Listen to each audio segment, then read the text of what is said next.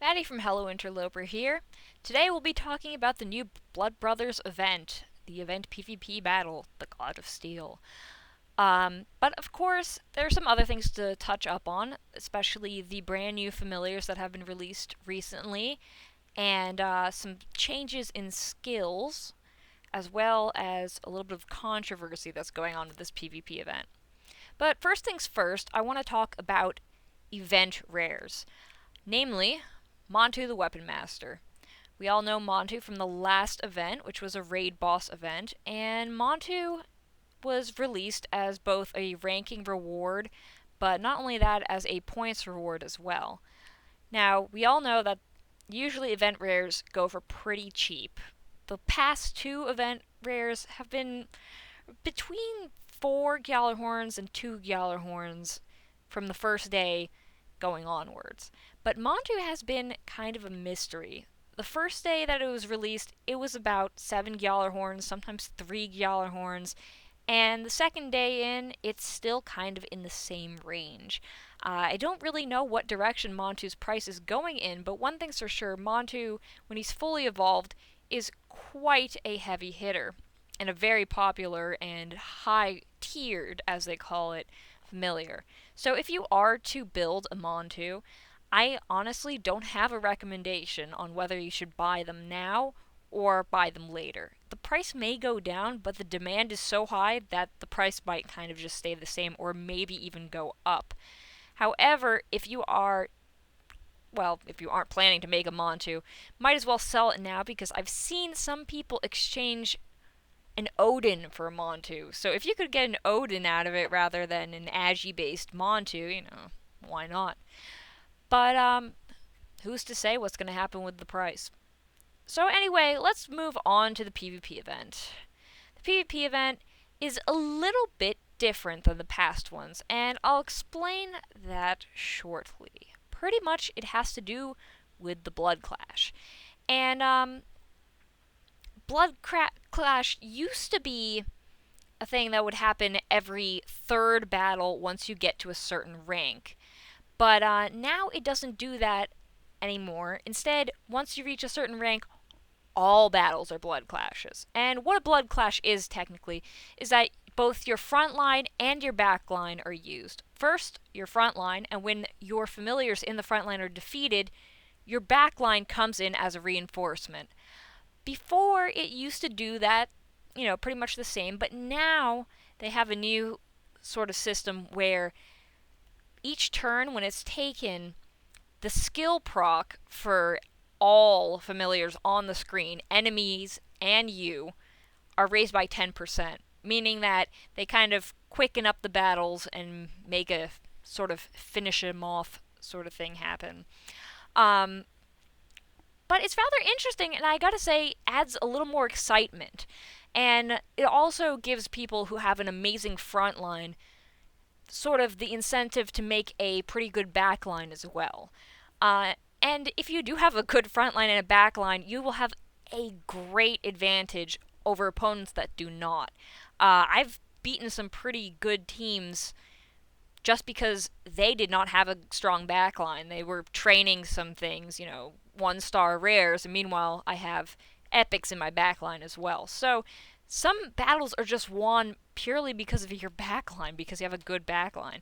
So it's great to use familiars that you no longer need, that you kind of upgraded your front line, and now they're kind of useless. Instead of selling them off in the bazaar, just put them in your backline, save them for the event PvP battle when you do blood clashes. So that kind of adds a little more incentive to raise some more familiars, keep your old familiars. Personally, I really like it. Now, here's where the controversy comes in. The new rewards. As everybody knows, crystals are kind of an interesting way to add extra stats to your evolutions, to your final evolutions, whatever. Unfortunately now, instead of obtaining crystals as rewards, they are giving us pretty much useless familiars. And by this I mean the plus familiars that you usually catch in special dungeons. They really have no use whatsoever except for using the Rite of Blood Brothers and upping your skill level. So it's pretty useless and very disappointing because usually ranking is hard for many people. A lot of people can't get crystals from ranks in an event. Usually they get crystals for completing missions, getting certain points in events, and now we're getting these useless rewards that really nobody wants. And of course, a lot of people are saying that this is DeNA trying to sucker out more money out of us. You know, they're saying that crystals are soon going to be sold for blood coins. This, of course, has not been confirmed. We don't know if they're going to start charging, but if they do, that's going to be rather disappointing for everybody because, let's face it, not all of us can rank high and win 4 or 5 crystal sets just from event rankings. Getting the occasional crystal just for getting event points really does help out. Now, of course, as with all events, we have a rare that is awarded through a certain amount of points, and we have a legendary that's gotten from ranking. So I'll show you those quickly. Let me load these up. So we have Haver's Tree Singer, and out of, well, seeing the recent event rares that have been released, this guy's kind of boring. Maybe it's just an opinion of mine, but I don't really see him as being that cool. He has a pretty good wisdom and agility, and I'm not entirely sure whether or not they have the perfect evolution stats. Oh, yes, they do. Okay, perfect. So he has a very high wisdom, about 14.3k, 0.4 if you round up, and a pretty nice agility as well. He's pretty weak in terms of HP as far as event rares go. Not so great attack. Okay defense, I guess. But wisdom and agility is where he actually really succeeds.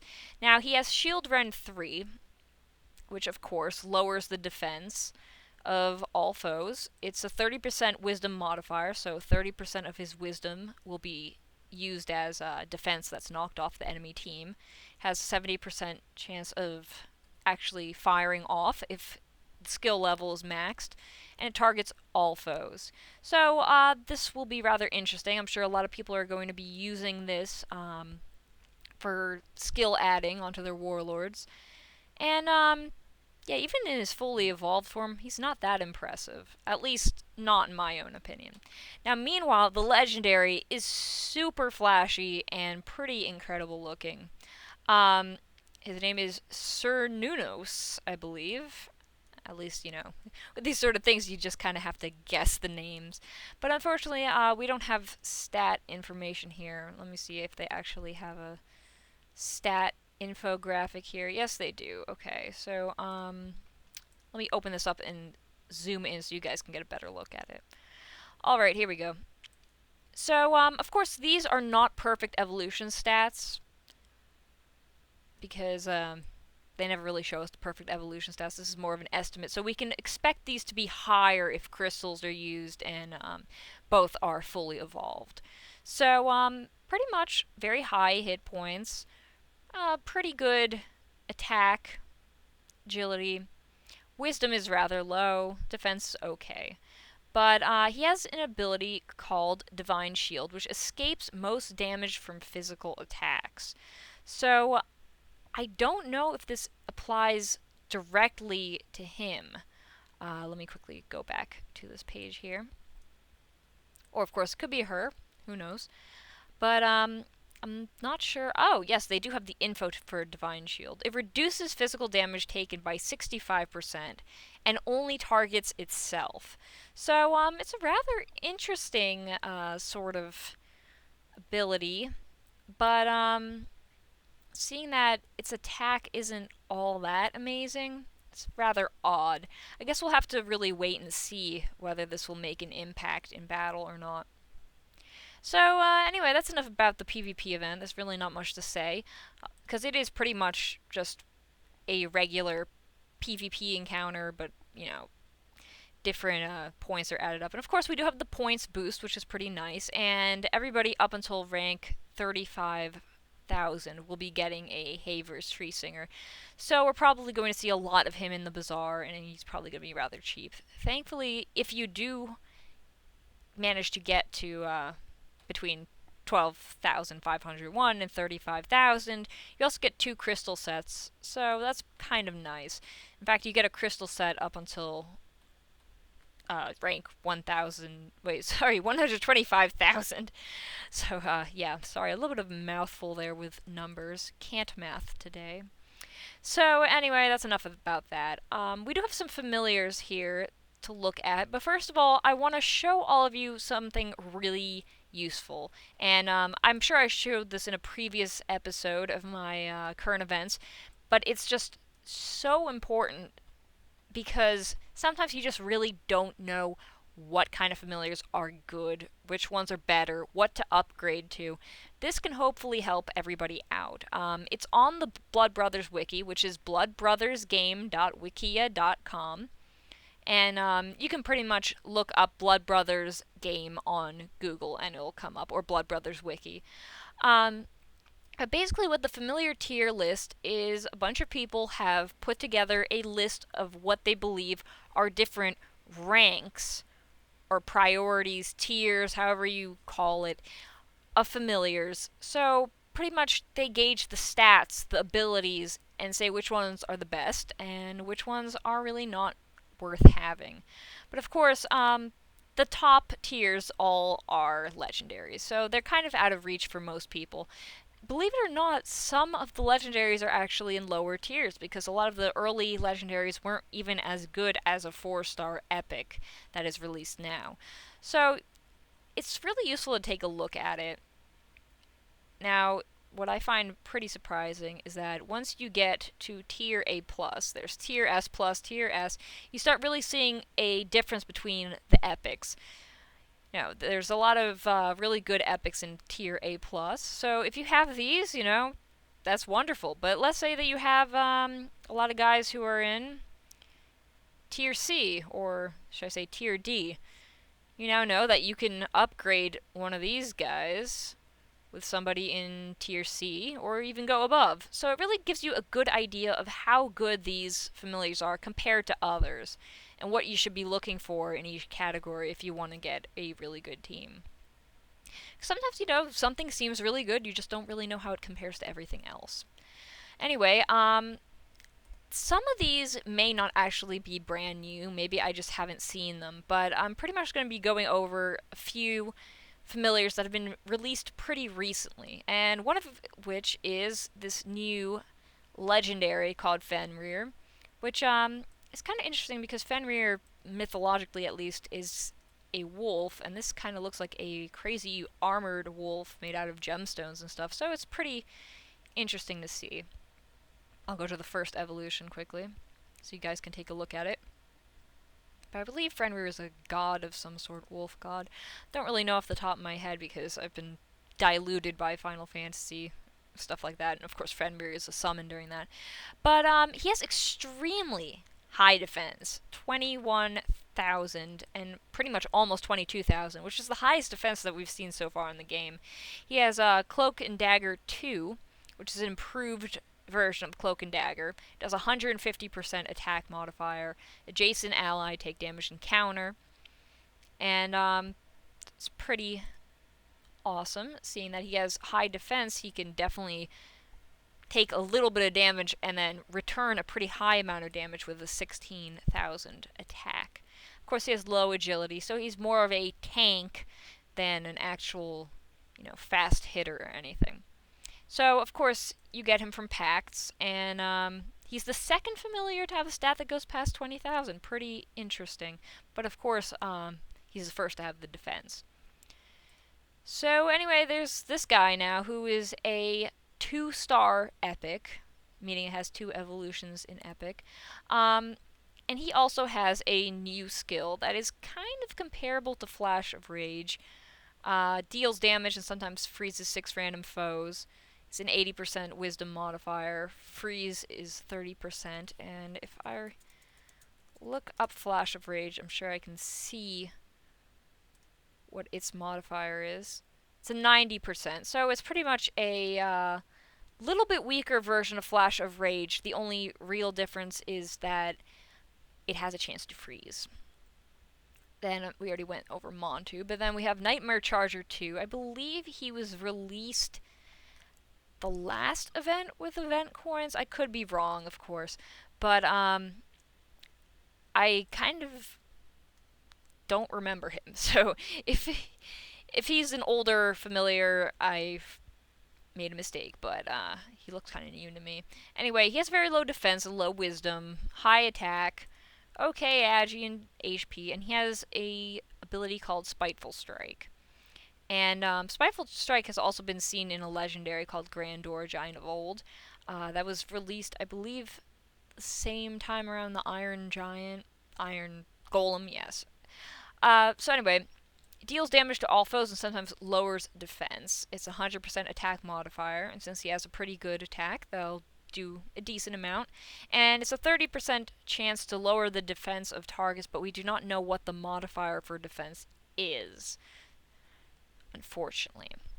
Then, of course, we have Melusine, who is kind of looking a little bit like the Snake Rider. I forgot what her name is. But, she's pretty much got like a body of a dragon here, dragon staff, and dragon wings.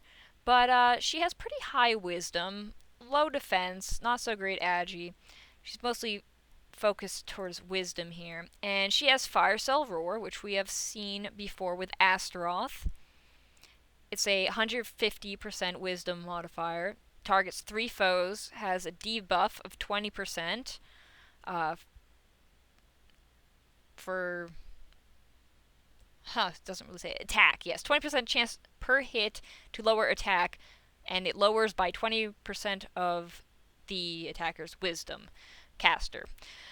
Kind of a bit of a mouthful, but then we also have, I believe, Biast. It's hard to pronounce names. High wisdom, high HP, low defense, low agi, and we have Poison Mist here, which is exclusive to Biast, and it's a 230% wisdom modifier, targets 3 foes, and has a 30% chance to poison. So it's kind of like a Venom Storm that is a little bit stronger. I mean, the wisdom is 13k, so if you multiply that by 2.3, that's pretty much the amount of damage you're going to do, and it has a chance to poison. Of course, it's wisdom based, not attack based like Venom Storm, but it pretty much will do a massive amount of damage. Then we have Morin Rhyme Mage, which is kind of, I guess it was a last minute addition to the pacts to kind of make people want to buy the pacts for the last event. Basically, very high wisdom, 16,000, and has 2 different attacks, Grace of Wind 2 and Icicle. Icicle we've seen in an old, what is it called, Special Dungeons boss, Furic Snowcaller, and it's a 300 times wisdom attack, and it only hits 1 foe, which isn't that great, but you have to keep in mind that his whole appeal was mostly for the raid boss attack, and also the fact that Amazons were influenced by agility, and that's what Grace of Winds 2 really does, raise agility for everybody. So, he's not the best, but you gotta admit, the Grace of Winds 2 is always nice to have. Icicle is pretty good for raid bosses, so if you do have an agility-based team, he might be good to add to your team for future raid boss events. Otherwise, he's not really that worthwhile, especially because he was gotten from packs. Not sure if he is able to be found through normal packs now, such as copper and silver. I guess that we'll have to wait to see that. So basically that's all that's up in the world of Blood Brothers right now. We'll see if this trend of handing out pretty crappy rewards will continue. All I know is that a lot of people are very upset about this, and if you're upset about this, feel free to sound off in the comments. I know I'm pretty disappointed because you can always use more crystals, but, you know, I guess it really is up to DeNA whether or not they want to put certain rewards in or not. I would prefer copper coins over this, though, honestly. Give me some copper coins, silver coins as a reward. I'll be happy as long as it's not the same thing that I can catch in a special dungeon, which should be next, by the way. It should be special dungeon 11, but who knows? They might throw in a new event. Anyway, until next time, guys. Good luck.